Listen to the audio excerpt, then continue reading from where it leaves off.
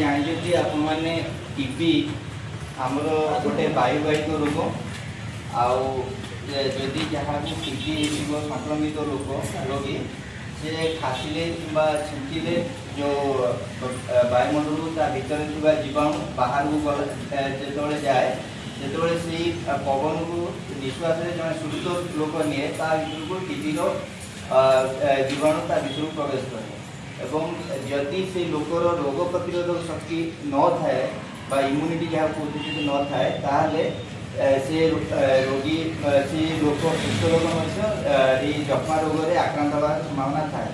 ଆଉ ଯକ୍ଷ୍ମା ରୋଗର ମାନେ ମୁଖ୍ୟ ଲକ୍ଷଣ ହେଲା ଯଦି ଆପଣଙ୍କୁ 2 ସପ୍ତାହରୁ ଅଧିକ ଦିନ ଧରି କାଶ ହେଉଛି, ରାତିରେ ଜ୍ୱର ହେଉଛି କିମ୍ବା ରାତିରେ ଝାଳ ବାହାରୁଛି କିମ୍ବା ଆପଣଙ୍କର ଓଜନର ହ୍ରାସ ଘଟୁଛି, ଦ୍ରୁତ ଗତିରେ ଓଜନର ହ୍ରାସ ହେଉଛି ତାହେଲେ ସେ ସମୟରେ ଆପଣଙ୍କୁ ଟିବି ହୋଇଥାଇପାରେ ବୋଲି ଆପଣ ଡାକ୍ତରଙ୍କର ପରାମର୍ଶ ନେବା ଉଚିତ ଏବଂ ଡାକ୍ତରଙ୍କର ପରାମର୍ଶ କ୍ରମେ ଯାହା ଯାହା ଉଚିତ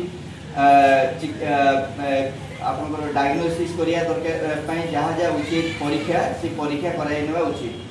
ଆଉ ସେ ପରୀକ୍ଷାରେ ଯଦି କାହାକୁ ଟିବି ସଂକ୍ରମଣର ଜଣାପଡ଼ିଲା ତାହେଲେ ଆମର ସବୁ ସରକାରୀ ସ୍ୱାସ୍ଥ୍ୟ କେନ୍ଦ୍ରରେ ଆଶା ଓ ଅଙ୍ଗନବାଡ଼ି କର୍ମୀଙ୍କ ଦ୍ୱାରା ମଧ୍ୟ ମାଗଣାରେ ଟିବିର ଔଷଧ ବଣ୍ଟନ କରାଯାଉଛି। ସେଇ ଔଷଧକୁ ଠିକ୍ ରୂପରେ ଆଉ ଠିକ୍ ସମୟରେ ଖାଇବା ଉଚିତ। ଆଉ ବେଳେ ସମୟ କ'ଣ ହୁଏ କିଛି ଟିବି ଔଷଧରେ ଆମେ ଖାଇବା ସମୟରେ ଆମର କ'ଣ ହୁଏ ନା ଜଣ୍ଡିସ୍ ହେବାର ସମ୍ଭାବନା ଥାଏ।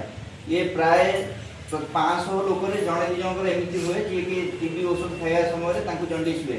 ଆଉ ସେଇ ଜଣ୍ଡିସ୍ ହେବା ସମୟରେ ପ୍ରାୟ କିଛି ରୋଗୀ କ'ଣ କରନ୍ତି ନା ଏଇ ଔଷଧକୁ ଖାଇବା ଛାଡ଼ି ଦିଅନ୍ତି, କିନ୍ତୁ ସେଇଭଳି ଭୁଲ କରିବେ ନାହିଁ। ଡାକ୍ତରଙ୍କର ପରାମର୍ଶ ନେବେ। ସେଇ ଔଷଧ ମଧ୍ୟରୁ ଯେଉଁ ଔଷଧ ଜଣ୍ଡିସ୍ର କାରଣ ହେଇଥିବ ସେଇ ଔଷଧକୁ ବନ୍ଦ କରି ତାର ଅଲଗା ଔଷଧ ମଧ୍ୟ ଡାକ୍ତର ଉପଦେଶ ଦେବେ। ସେହିପରି ସେଇ ଔଷଧକୁ ଆମେ ଖାଇବା ନିୟମିତ ଭାବରେ ଖାଇବା।